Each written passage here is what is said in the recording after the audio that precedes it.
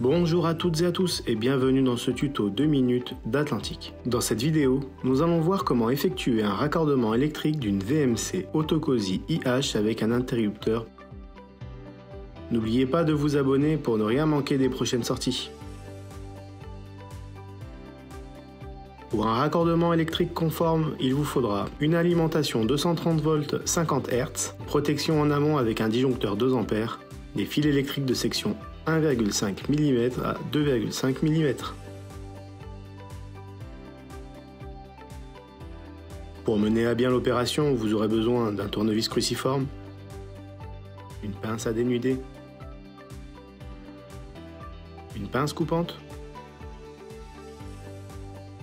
un interrupteur 2 vitesses, petite et grande vitesse.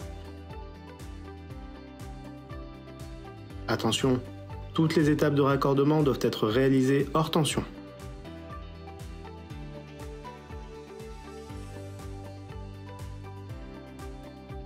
Avant de commencer, voici le schéma de câblage à respecter.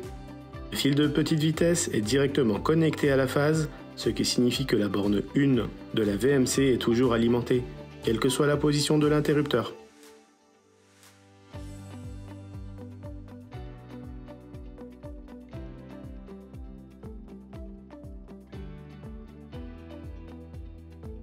Dénudez les 4 fils électriques sur 5 à 6 mm.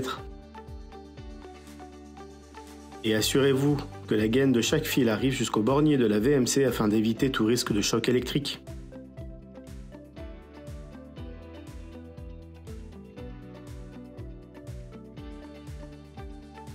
Raccordez chaque fil en appuyant sur la languette du bornier pour bien les fixer. Respectez le code couleur et la fonction des fils.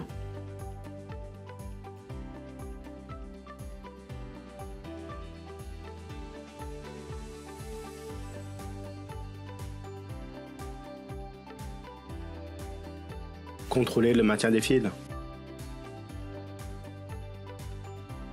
Placez le câble dans les chicanes prévues pour éviter tout pincement.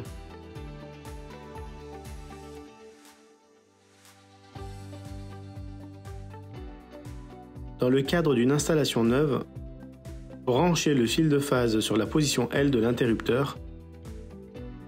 Connectez le fil de la petite vitesse avec le fil de phase. Branchez le fil de la grande vitesse sur la position normalement ouverte de l'interrupteur.